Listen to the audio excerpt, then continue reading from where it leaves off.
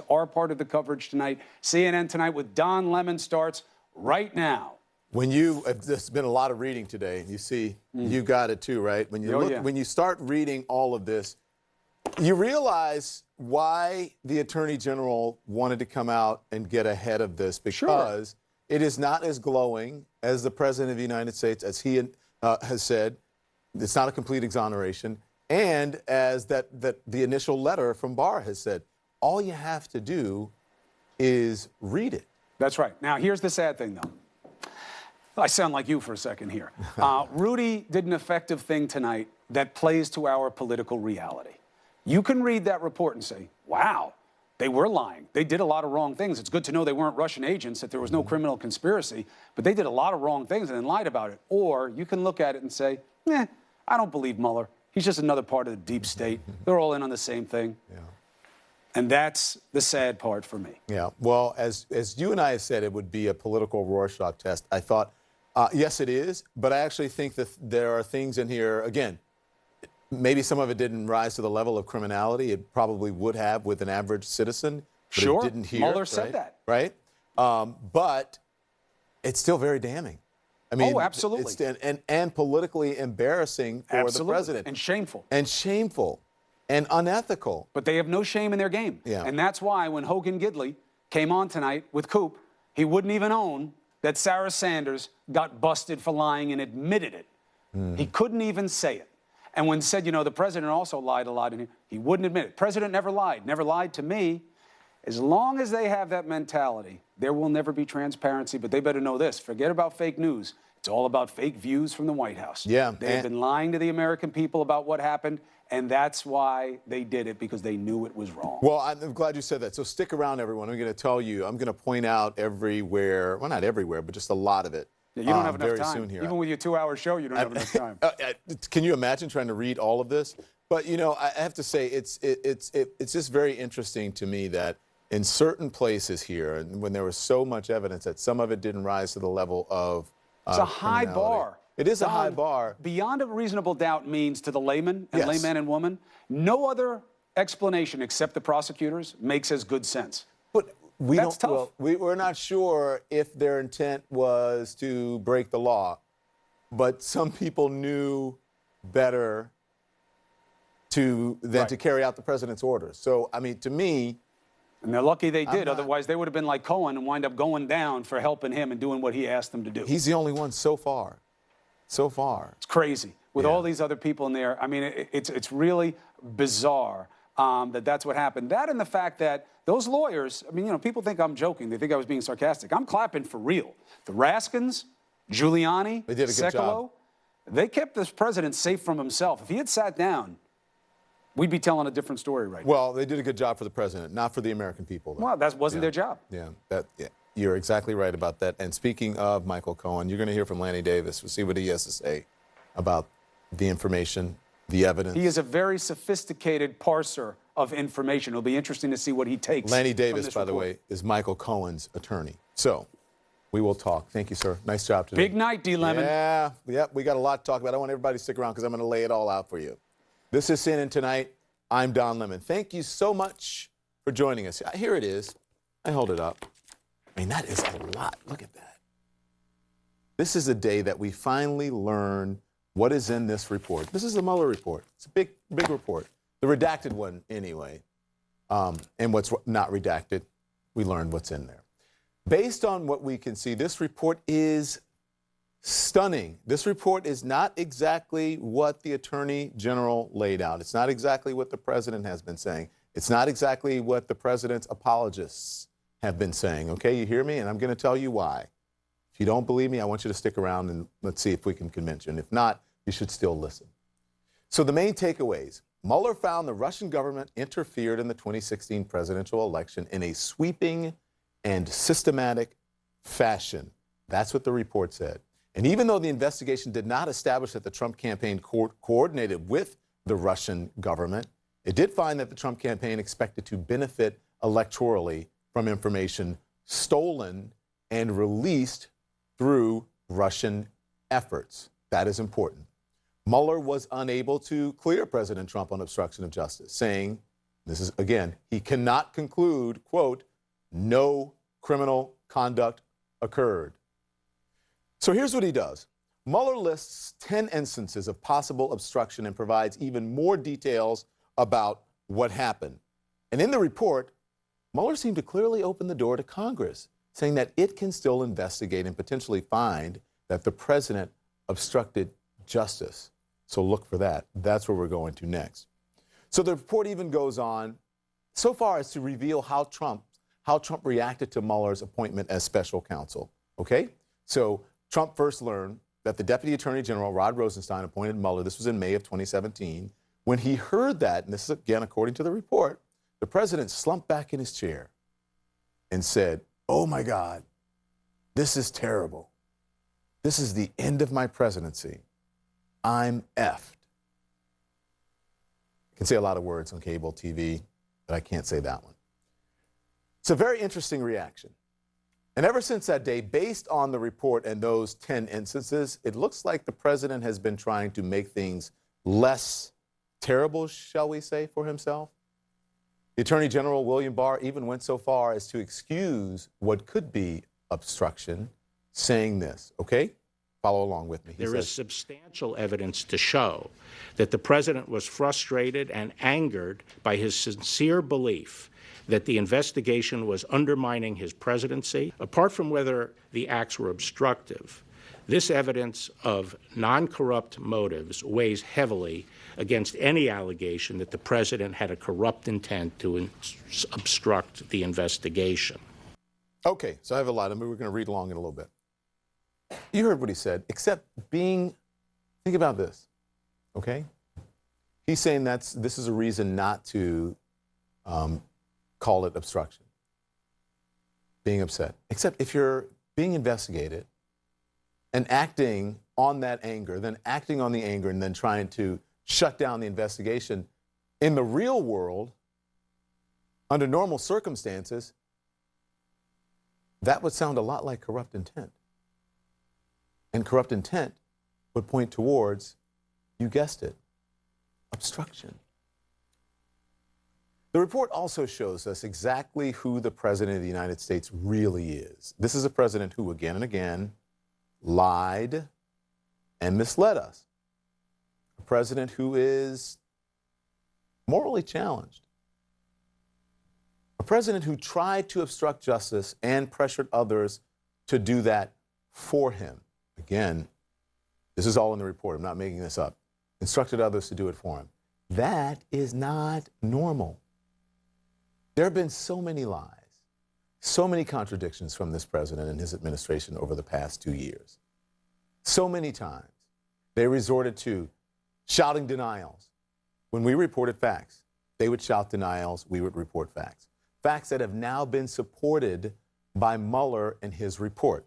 Okay, so this is where I need you to follow along with me. Let's go back to, this is January of 2017, 7 days after President Trump took the oath of office. The New York Times reported about a private one-on-one dinner that night at the White House between the new president and then FBI Director James Comey. The president reportedly pressing Comey multiple times to pledge his loyalty to him. Comey promising his honesty and his, quote, honest loyalty.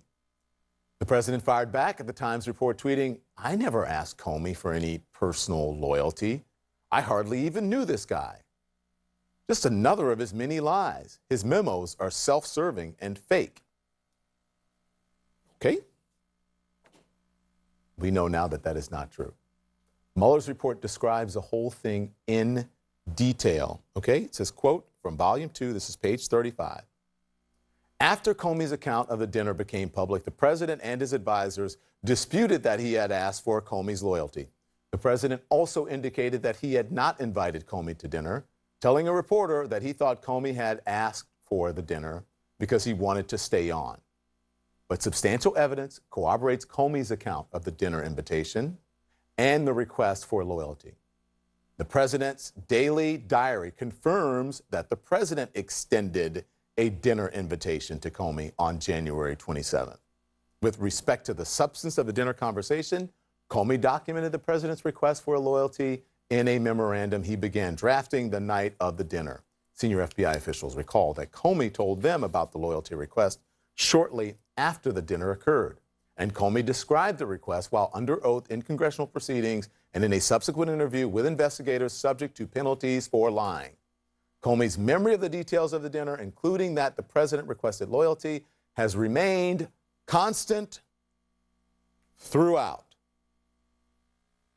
So the president's tweeted denial, accusing Comey of lying, was itself a lie. Let's jump to February 13. This is 2017. The National Security Advisor, Michael Flynn, who was under investigation by the FBI for his contacts with Russians, he resigns. The next day, President Trump asks Comey to shut down the investigation. The Times reports that Comey details the request in a memo he writes shortly after the meeting, quoting the president as saying, "He is a good guy. I hope you can let this go." The president taking to Twitter again to deny everything. Quote, "I never asked Comey to stop investigating Flynn. Just more fake news covering another Comey lie." Not true. This is what Mueller says.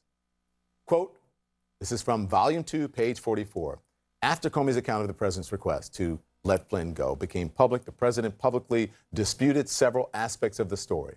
The president told the New York Times that he did not shoo other people out of the room when he talked to Comey, and that he did not remember having a one-on-one conversation with Comey. The president also publicly denied that he had asked Comey to let Flynn go or otherwise communicated that Comey should drop the investigation of Flynn. In private, the president denied aspects of Comey's account to White House advisors, but acknowledged to Priebus, that's Reince Priebus, remember, that he brought Flynn up in the meeting with Comey and stated that Flynn was a good guy. Despite those denials, substantial evidence corroborates Comey's account. So again, Mueller finds that Comey was truthful, the reporting about him was truthful, and the president wasn't. Let's turn to May 9th of 2017, the day the president abruptly fired Comey, claiming he did it on the clear recommendations of the then Attorney General Jeff Sessions and Deputy Attorney General Rod Rosenstein. The next day, Sarah Sanders told reporters that the president, the DOJ, members of Congress, and the rank and file of the FBI had lost confidence in Comey. When reporters pushed back, she said this. What's your response to these rank and file FBI agents who disagree with your contention that they lost faith in Director Comey? Look, we've heard from countless members of the FBI that say very different things. That is not true. Okay? Because the Mueller report states in Volume 2, page 72, quote, Sanders told this office that her reference to hearing from countless members of the FBI was a slip of the tongue. She also recalled that her statement in a separate press interview that rank-and-file FBI agents had lost confidence in Comey was a comment she made in the heat of the moment that was not founded in anything. Not founded in anything, otherwise known as a lie. And there is more. Just 1 month after Robert Mueller was named special counsel, the president ordered him fired. The Times reports he only backed down after then White House counsel Don McGahn threatened to quit. The president at the World Economic Forum in Davos says this.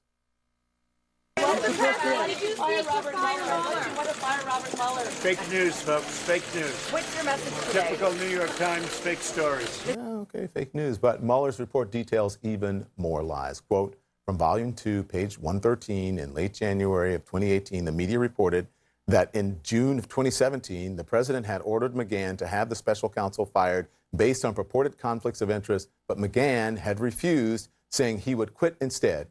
After the story broke, the president, through his personal counsel and 2 aides, sought to have McGahn deny that he had been directed to remove the special counsel. Each time he was approached, McGahn responded that he would not refute the press accounts because they were accurate in reporting on the president's efforts to have the special counsel removed. The president later personally met with McGahn in the Oval Office with only the chief of staff present and tried to get McGahn to say that the president never ordered him to fire the special counsel. McGahn refused and insisted his memory of the president's direction to remove the special counsel was accurate. In that same meeting, the president challenged McGahn for taking notes of his discussions with the president and asked why he had told special counsel investigators that he had been directed to have the special counsel removed. Lies, lies, and more lies. Lies on top of lies. And on and on and on. So like I said, the Mueller report shows us exactly who this president of the United States really is. He lied, misled, tried to obstruct justice, and pressured others to do it for him, to do his dirty work. The question is, what are we going to do with what we know? What are you going to do with what you know? Until today, this has been all about what Robert Mueller would do. Now, it is all about what Congress will do. It is a breathtaking report by Robert Mueller. There's a lot of information to analyze and discuss over the next 2 hours here on this show. John Dean knows all about this. He's been through similar. Laura Coates is an expert, as is Garrett Graff. Garrett is the author of The Threat Matrix. Author of Mueller's War, Good evening to all of you. So let's talk about this. Laura, the legal angle here. Mueller lays out a key reason why obstruction by Trump failed. It's because people around him had refused to carry out orders. Okay? I just want to read that part. It said, the president's efforts to influence the investigation were mostly unsuccessful, but that is largely because the persons who surrounded the president declined to carry out orders or accede to his requests. That is volume 2, page 158. The president was protected by the people around him, but his intent is still there. So did he obstruct?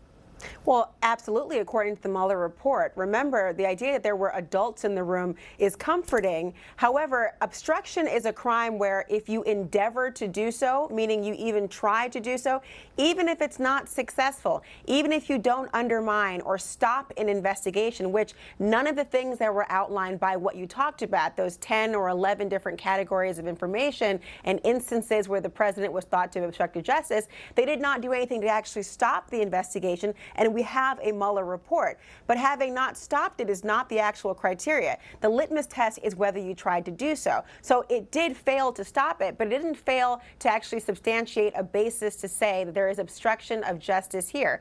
Their hands were tied largely because of that Office of Legal Counsel and DOJ guideline memo that says that perhaps you should never indict a sitting president. So the combination of that left Mueller in a conundrum, but not the ineptitude that was alluded to by Barr initially in that 4-page summary. Yeah. John Dean, I want to bring you in now because you were the White House counsel under Richard Nixon. You have these calls President Trump made to Don McGahn in June of 2017, directing him to call Rod Rosenstein and tell him Mueller needed to go. McGahn refused. And here's the key part, which I'm sure you'll appreciate this. It says, in response to that request, McGahn decided to quit because he did not want to participate in events that he described as akin to the Saturday Night Massacre. Volume 2, page 88 is where that is. That is a reference to Nixon ordering his attorney general to fire the independent special prosecutor investigating Watergate. You know this all too well. Indeed, I do. And Elliot Richardson refused. The deputy attorney general refused. They finally had to get the Solicitor General, Robert Bork, and lean on him to undertake the assignment. But Don, you know, my overall reaction to this report today resulted in me pulling some books down from my library shelf. This is the Senate Watergate Committee. This is the Iran-Contra Committee. I have an entire shelf full of Nixon's impeachment documents, and I have about 5,000 words in 5 volumes of Ken Starr's report. And I got to tell you, the report today is more damning than any of those documents. Why do you say that? Just this, the nature of Trump's actions, his obstruction is so much more venal than is that of Richard Nixon.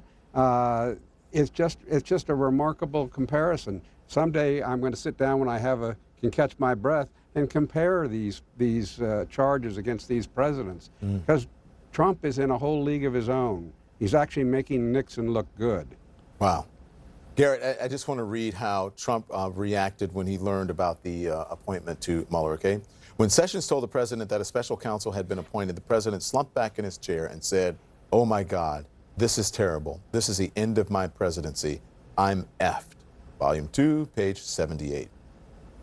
Garrett, you say this goes to intent in terms of establishing obstruction. Why do you say that? Yeah, and I think that John Dean is absolutely correct here, which is in some ways, this is a much simpler story of obstruction than the American people were told either during Watergate or during Whitewater. And that this is, you have the president in the opening minutes of realizing the special counsel's appointment saying that, this is terrible, this is the end of my presidency, I'm effed. And then proceeding to act upon that for the next, basically 675 days through these demonstrable episodes that Mueller lays out in great detail that at every turn he is trying to shut down or stymie or block or even outright obstruct the investigation as it is unfolding. And so, you start right there in the first minutes of the special counsel's probe with the motive, and then you watch as he acts upon that motive time and time and time again. And simply because he was blocked or stopped or people refuse to go along with his attempts to obstruct along the way, doesn't in any way make his own pattern of behavior any less troubling. Mm-hmm. So, Laura, it seems like, Barr made the decision about obstruction with Rod Rosenstein, right? In conjunction with Rod Rosenstein. Mueller, though, is telling Congress here in this report, here are the facts. You guys can now investigate and take action if you choose to. Well, of course, the stark contrast here is what is so infuriating for people listening who perhaps gave the benefit of the doubt to William Barr that he would be a straight shooter, that his initial 4-page summation or distillation, whatever word he chooses to use to describe it, the bottom line or top line conclusions, that it was so misleading, not only at that first bite of the apple, Don, but the second bite of the apple today, and another preemptive strike that took place before we were able to actually view the report. There was this mischaracterization. We had everyone thinking, because of what he said, that Mueller just was wringing his hands, befuddled, didn't know what he was going to do with all of his storied career, had no idea what his choices were going to be, and that he didn't know whether it was going to punt to Congress. He said it again today. I had no idea. It wasn't explicitly said to me that Mueller wanted it to go to Congress, and the reason that he couldn't reach a conclusion is because we may have had some differences, when in fact neither could be further from the truth. In black and white, in the writing, and we are a literate nation here, which I think maybe Barr did not understand we would actually be. It clearly says that he wasn't wringing his hands. His hands were tied with respect to having all of the information, those 10 or 11 instances of obstruction of justice, having that corresponding report or memo that says you cannot indict a sitting president. I am teeing it up for Congress, and actually says Congress could actually use the information that I have right here. And the idea that he was simply saying, listen, I don't know what I want to do, is just false. So you have to wonder, what was this investigation at this point about whether the president is above the law, or whether the head of the Department of Justice sought to simply not enforce the law and then to mislead the public about what the special counsel actually found. Right. Laura, Garrett, thank you so much. I appreciate it. John, I want you to stay with me. Democrats are split on whether they should impeach President Trump, but someone who is vehemently calling for impeachment might surprise you. Kellyanne Conway's husband, out with a scathing op-ed, making his case for Trump's removal from office. CNN Tonight, brought to you by Kind. For snack bars that are both tasty and healthy, do the Kind thing. There are a lot of snack bars out there. What makes a Kind bar so special? Maybe it's the whole nuts and real fruit. Maybe it's the drizzle of dark chocolate. Maybe it's because it's tasty and healthy. Well, there's only one way to find out. Do the Kind thing. Oh, I never paid that for a hotel. Well, how'd you do it then? Yes. How? With Trivago, you can search for the hotel you want. Select the dates, and Trivago will compare the prices for that hotel from hundreds of websites worldwide to find the ideal hotel for you. Hotel Trivago. Really? Man, this is what I feel like when I wear regular shoes. Cramped and uncomfortable. We can arrange a little upgrade. Which is why I wear Skechers wide fit shoes. They have extra room throughout. They're like a luxury ride for my feet. Try Skechers wide fit shoes. No lower price. Wow, it's a lot of asparagus. Yeah, you say get a bunch of asparagus. Oh, you... A bunch. I thought you kind of... WeatherTech is known for providing the ultimate protection for your vehicle with laser-measured floor liners and cargo trunk liner, along with seat protectors and seat back protectors. And now the WeatherTech Cup Phone with removable cups fits virtually any size cup holder and adjusts to fit virtually any size phone. Even allows easy access while charging. Whatever you drive, whatever phone you have, Cup Phone is the perfect fit. Order yours today at WeatherTech.com. So tonight, the husband of top White House aide Kellyanne Conway is calling for Congress to impeach President Trump. George Conway says the Mueller report shows Trump is a cancer on the presidency, and Congress should remove him. I'm back now with John Dean, and we're joined now by Jack Quinn, the former White House counsel to President Clinton. Welcome, Jack, to the program. Thank you so much for joining us. I'm going to start with you. Thank you. So here, this is what George Conway writes. He said the president may have the raw constitutional power to, say, squelch an investigation or to pardon a close associate, but if he does so not to serve the public interest, but to serve his own, he surely could be removed from office, even if he has not committed a criminal act. Is Conway right, Jack? Absolutely. You cannot exercise presidential powers corruptly. There's nothing more corrupt than exercising your presidential powers in order to protect yourself from a legitimate law enforcement investigation.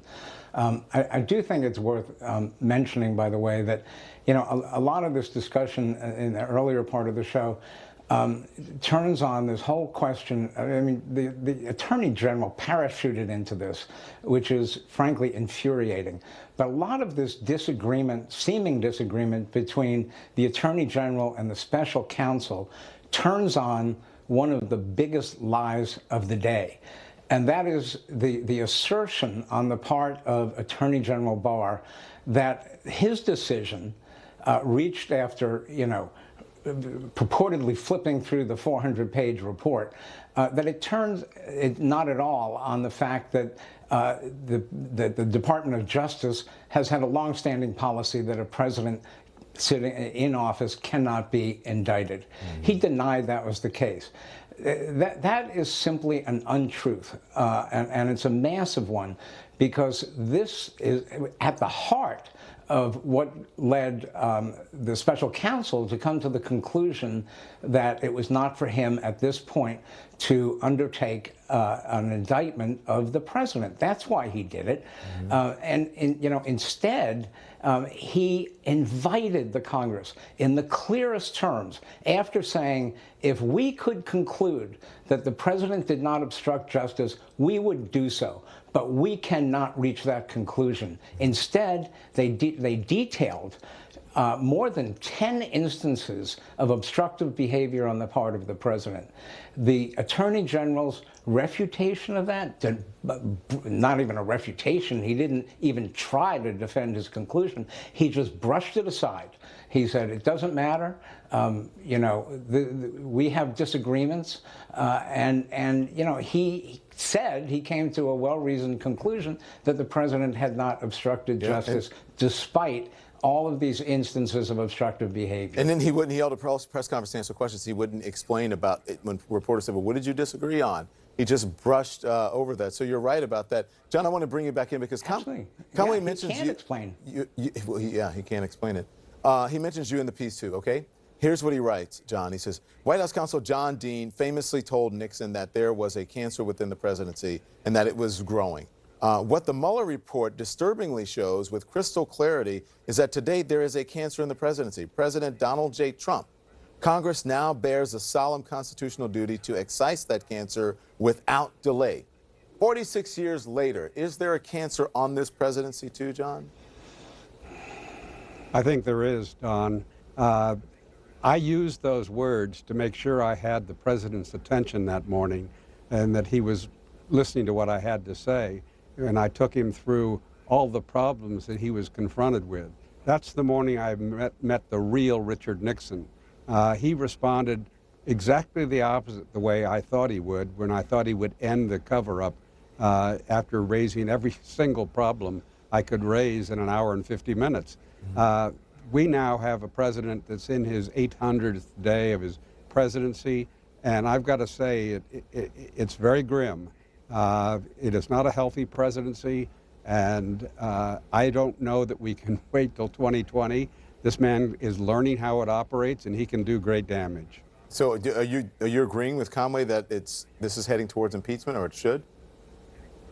Well, I don't know if it, that obviously is going to be the Congress's decision. It's clear right now that there's no way to remove him from office or even find him guilty if there's a bill of impeachment that gets through the House. The Senate will not do anything. So until the makeup of the Senate changes, that's not very likely.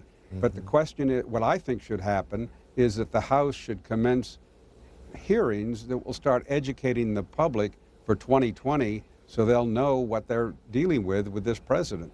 Jack, look, this is what the president actually tweeted. He said this, and he said, could have fired everyone, including Mueller, but that he chose not to. What do you think he's getting at here, Jack? Well, I think the president, I mean, you saw him on the back lawn of the White House walk out to that helicopter and not make comments. I think he's gotten some decent advice, finally, from people who've said, leave well enough alone, and let's start moving away from this whole issue. They're not likely to impeach you. They're more than not likely to remove you from office. Let's just get through this period of time and leave well enough alone. Thank you, gentlemen. I appreciate your time. And good to see you, Jack. It's good to see you doing well. Thank you for coming on. It's good to be back. Thank you so much. Now I want to bring in Democratic Congressman Steve Cohen of Tennessee. He sits on the House Judiciary Committee. Congressman, thank you. Appreciate your time. What a day. Chairman Nadler, the leader of your committee, says that the report outlines disturbing evidence. So what are you going to do about it? What's your path forward? Well, a lot of people would like to impeach. I'd like to impeach. I feel like he's committed impeachable offenses. But just as John Dean said, and everybody knows, the Senate Republicans are mostly composed of invertebrate creatures, and without spine, you'll not have a conviction. So the process is not worth going through if you're not going to get a conviction in most people's minds, and particularly politically, although a lot of the folks that are followers of mine would like to go forth and think it's good just to do it. A middle ground is the censure, and the House can censure the president for conduct. Doesn't remove him from office, but it does put a notation there for history that the House of Representatives will have found that his conduct was so opprobrious that they chose to pass a censure resolution. And I'm going to discuss that with leadership as possibly a middle ground. It would be wonderful if we could get rid of him. I know there's Steve Cohen, the chamber magician. He can make people disappear. I wish I had his powers. I'd just do that. But since I don't, I'll have to try a censure resolution. So what do you think of what counselors to the President, Kellyanne Conway's husband, George Conway, wrote? Said talking about the president may have some raw constitutional powers, but now it's time for Congress to act, basically saying in the public interest that he could surely be removed from office even if he has not committed a criminal act because of his actions. What do you think of that? Well, it's like he's the House and he can impeach, and that's great, but Kellyanne's the Senate. She's not going to vote for it. So even in his own House, he can't carry the proposition.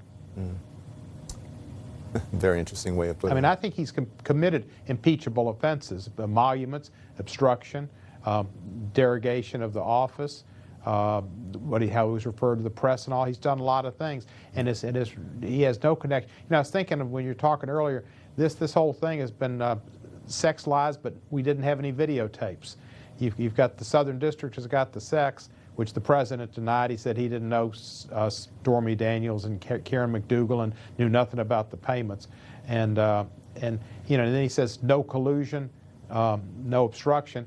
That's as close to the truth as Mexico's going to pay for the wall. I mean, the man has no regard for the truth.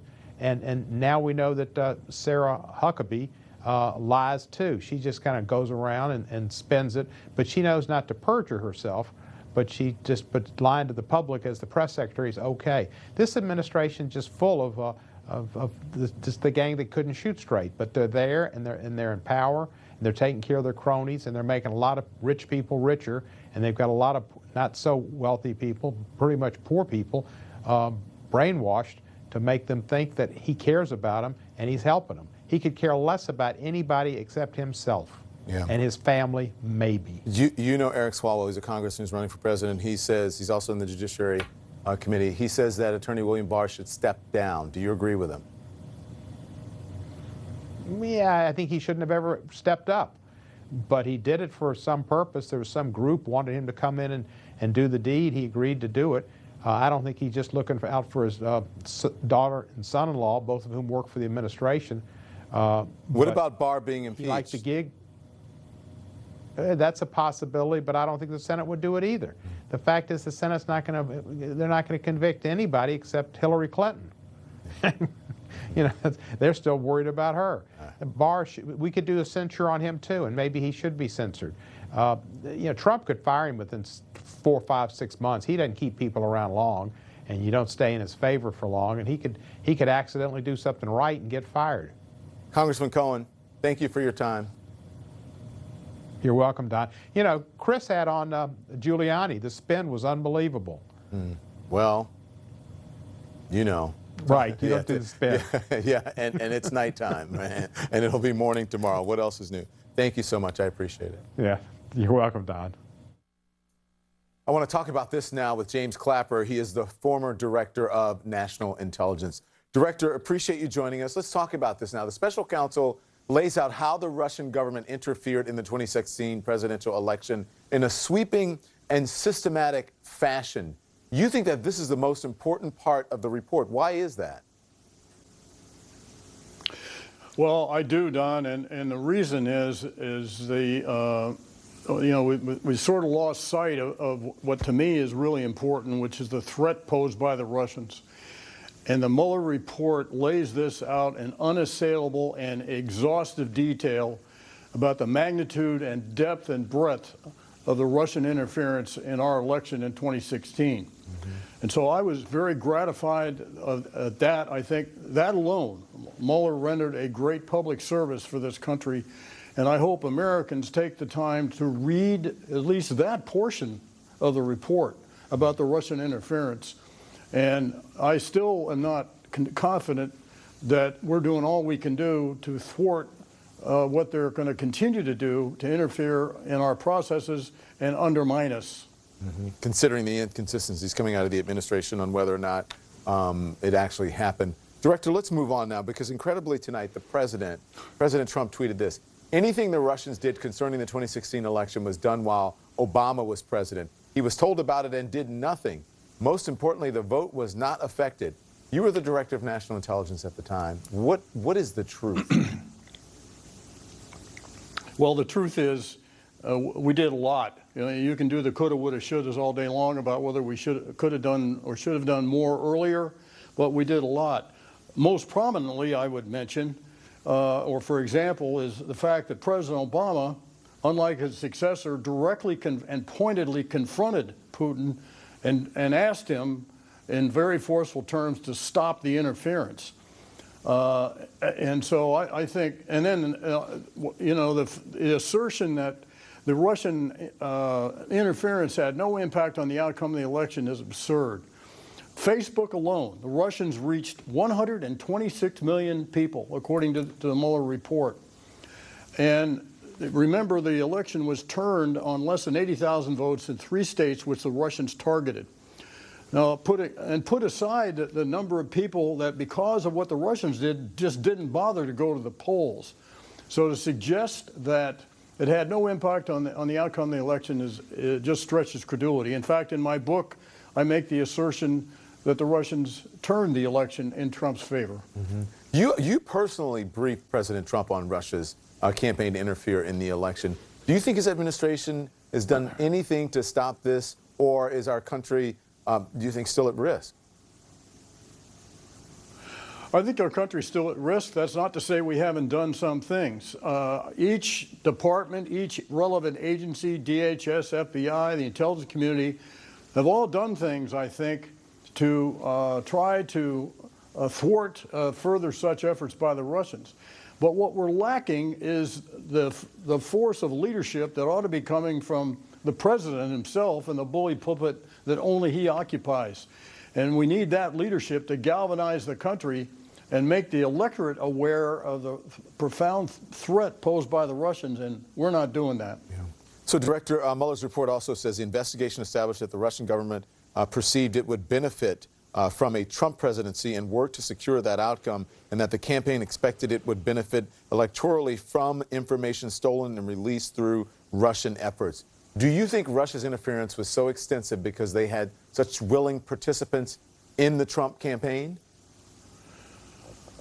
Well, willing or gullible, I'm not sure which, or unwitting, or some combination thereof. So if we didn't have collusion or conspiracy that was, reached the evidentiary bar of a crime, we certainly did have, I think, as the Mueller report shows, what I would call passive collusion. And the fact that the Trump campaign realized that getting help from our arch adversary would help them electorally, that says volumes. The report describes in detail, Director, how again and again the Trump team worked with Russians, like the June 2016 Trump Tower meeting, Papadopoulos' meeting with Putin's so-called niece, trying to get dirt on Hillary Clinton. And we learned about several meetings between Paul Manafort, Konstantin Kilimnik. How concerning is this? Tell us. Well, it's very concerning, and particularly Manafort sharing polling data with a person who has connections with Russian intelligence, which really plays right into their hands, the kind of information they probably had anyway, but they just made it easy for them. Yeah. So the notion that this campaign was consorting, I won't use the word colluding, or coordinating in any way with our arch adversary, to me, is profoundly dangerous to this country. Or and what we need to think about is, among other things, is the future, how to prevent this. Yeah. Let's talk. Can we talk more about the polling data? Because the report says this about Kilimnik and Manafort. It says they also discussed the status of the Trump campaign and Manafort's strategy for winning Democratic votes in Midwestern states. Months before that meeting, Manafort had caused internal polling data to be shared with Kilimnik, and the sharing continued for some period of time after their August meeting. So, to drill down, why would Kilimnik care about polling data or Midwest states? Well, as it turned out, the Midwest states were crucial for the election, and the Russians realized that. So this would be, what we would call an intelligence essential element information that the Russians would want to have. Mm-hmm. And the fact that, I was kind of under the impression from the previous indictments that this was a one-time deal with Manafort sharing this polling data, but this went on. So to me, this is just incredible that we would be, a campaign in the United States of America for president of the United States would be sharing polling data which would ultimately find its way to Russian intelligence. It's just amazing. Director Clapper, thank you for your time. Thanks, Don. Someone named multiple times throughout Robert Mueller's report, Michael Cohen, President Trump's former lawyer. Well, Cohen's lawyer responds next. Objective hit the targets. Level 1 player. Level 2, multiple players.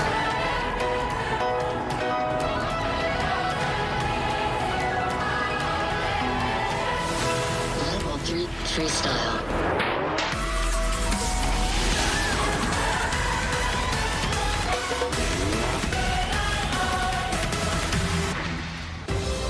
From the founder of Discovery Channel comes a new independent streaming service, Curiosity Stream,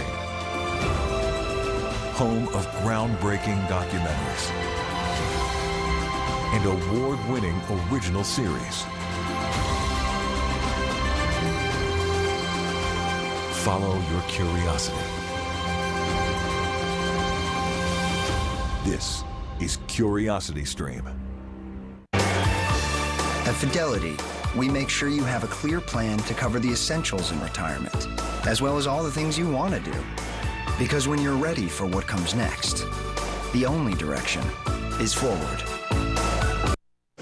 I can't believe it. That there's a lobster in our hot tub? Oh, you guys, there's a jet. Oh, I needed this.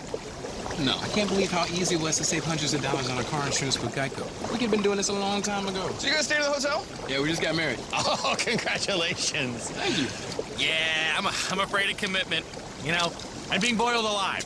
Oh, shoot. Believe it. Geico could save you 15% or more on car insurance. That guy's the worst. I have heart disease. Watch what I eat, take statins, but still struggle to lower my LDL bad cholesterol, which means a heart attack or stroke could strike without warning, pulling me away from everything that matters most. Because with high bad cholesterol, my risk of a heart attack or stroke is real. Repatha plus a statin seriously lowers bad cholesterol by 63% and significantly drops my risk of having a heart attack or stroke. Do not take Repatha if you are allergic to it. Repatha can cause serious allergic reactions. Signs include trouble breathing or swallowing or swelling of the face. Most common side effects include runny nose, sore throat, common cold symptoms, flu or flu-like symptoms, back pain, high blood sugar, and redness, pain, or bruising at the injection site. I won't let a heart attack or stroke come between me and everything I love. Neither should you. Tell your doctor to lower your LDL and reduce your risk with Repatha. Pay no more than $5 per month with a Repatha copay card. This is an apple. And this is an apple. And this is an apple. And when you put them all together, you've got a case. 330 foot pursuit. Sheriff's office, stop! Stop resisting! I ride the shotgun. You can't, man.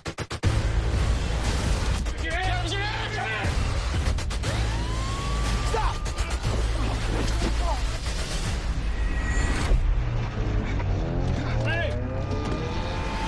Live PD. New episodes Friday and Saturday at 9 on A&E. These folks, they don't have time to go to the post office. They have businesses to grow, customers to care for, lives to get home to. They use Stamps.com. Print discounted postage for any letter, any package, anytime, right from your computer. All the amazing services of the post office, only cheaper. Get our special TV offer, a 4-week trial plus postage and a digital scale. Go to Stamps.com/save and never go to the post office again. A CNN Town Hall event, Monday night, starting at 7 Eastern, only on CNN. So the Mueller report making clear President Trump has not been exonerated. And on the question of possible obstruction, he was unable to determine that no criminal conduct took place. Let's bring in now Lanny Davis. Lanny is an attorney for Michael Cohen, the president's former personal lawyer. Cohen is about to serve a 3-year prison sentence for campaign finance violations and lying to Congress. Good evening. Thank you for joining us. And I think it's fascinating to hear Michael Cohen's perspective from this, because he's mentioned a lot today.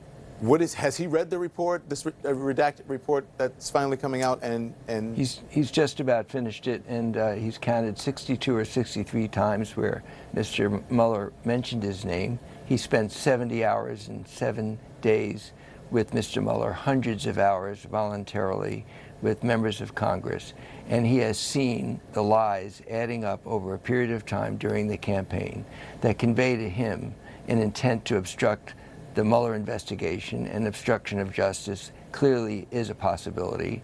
The lie by Donald Trump that he was exonerated on obstruction doesn't meet even the smell test for Donald Trump. So I'll just give you one example of a lie that's an anecdote that Michael told me, that every Trump supporter even will nod their head and say, yeah, that sounds right.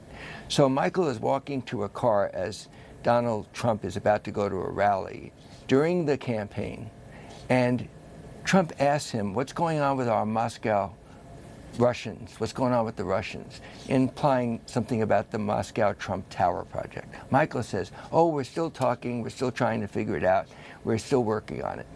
2 hours later, he's watching television. The same Donald Trump is now talking to a rally, and he's saying, trust me, no Russians, no deal, no contacts. And Michael's thinking, wait a minute, just 2 hours ago he was asking me about what I was doing involving the Trump Tower, which was not allowed to be disclosed. The only lie that Michael, literally one lie, was a lie to Congress that he stopped his discussions with Trump Tower before the Iowa caucuses, so Donald Trump could lie and say, no contact, no Russia, no news. This was a pattern of lies that can only be called obstruction of a Russian investigation conducted by Mr. Mueller. Okay, look, so two things with that. The first one is, and then I'll ask you the second one. Did he tell the special counsel this when he talked to them? Yes. Did he tell them this? And the he reaction? told the special counsel everything, and he was called by the special counsel credible, as opposed to How did they Mr. react Giuliani. to that story?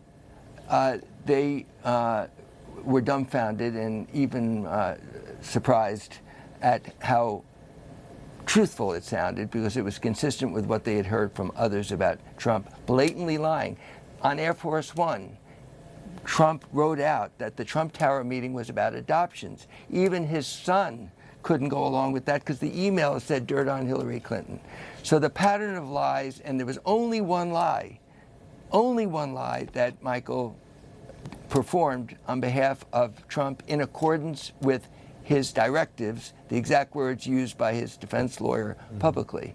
And yet he's the only person going to jail of the entire Trump organization, including Mr. Weisselberg, who was part of the direction to pay the hush money to Stormy Daniels, including Don Jr., who signed a $35,000 check as part of the hush money after his father was president, and of course including Donald Trump, who signed another check for hush money. And Michael Cohen was prosecuted for a non-payment of taxes of $1.4 million without any fraudulent intent, the bank account in his own building. And for some reason, the prosecutors went after Michael Cohen with a disproportionate sentence.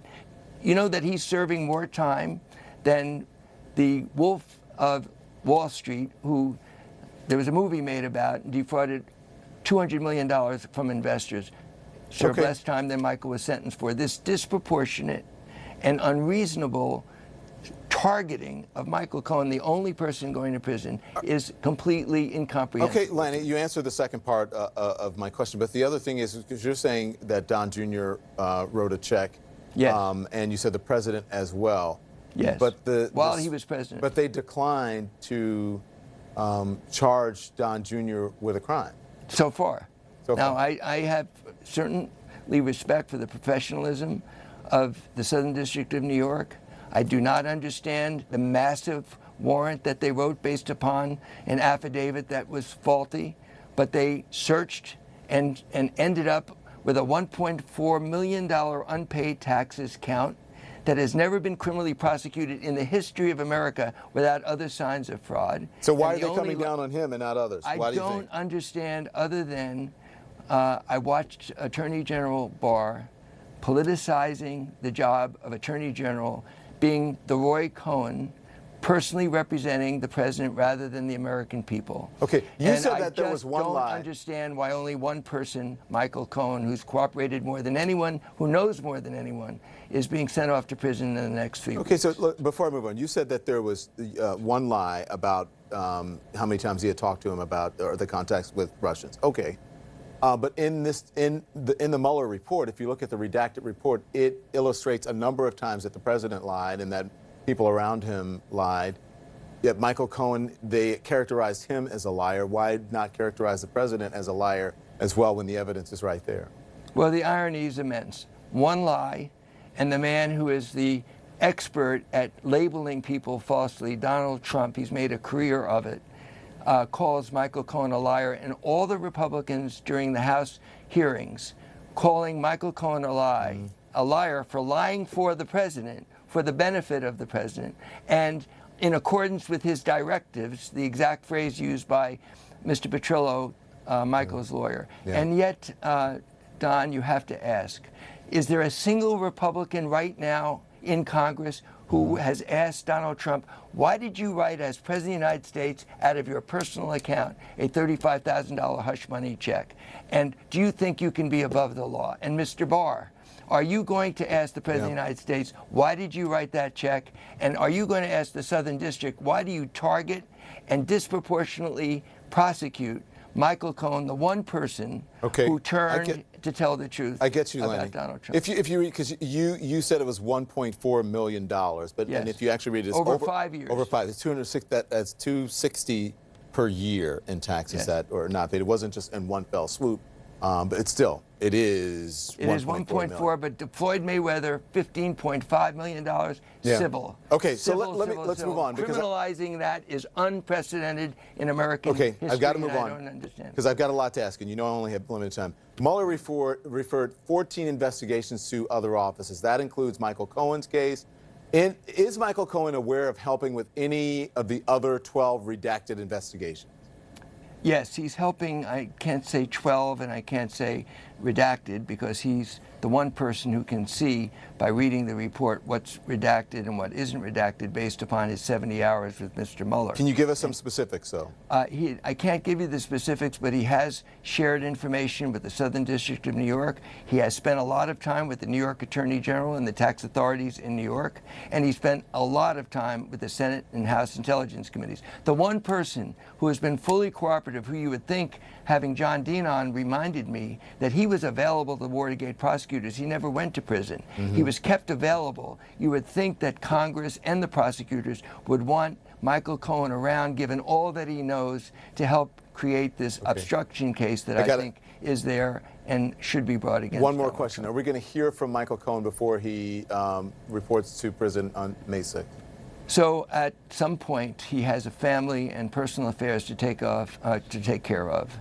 But at some point, I hope that Michael will sit and talk and explain what does it feel like. What did he go through 10 years lying for Donald Trump, deciding to tell the truth when he called me and explained why? He actually fears that Donald Trump would not give up this presidency peacefully. And he feared for his country when Donald Trump seemed to be disloyal in agreeing with Putin over our own country. Lanny, I think he should tell his story. I'm out of time. I appreciate you joining us. Thank you so much. Thank you. We'll be right back. Travel and dining just go together.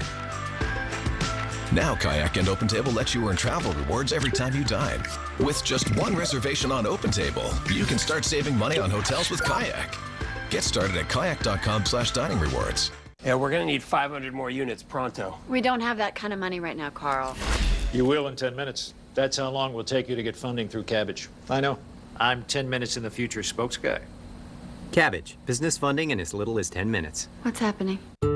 What do you believe when it comes to the investigation into this president? Do you really believe Attorney General Barr read a nearly 400-page report in one day, and that his 4-page summary is the whole truth?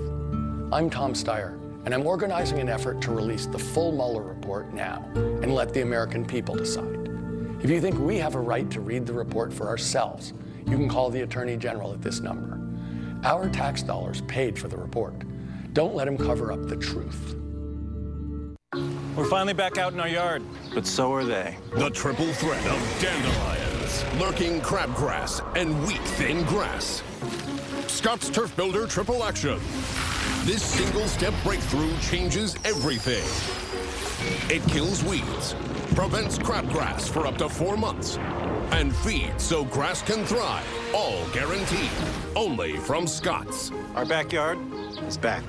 This is a Scott's yard.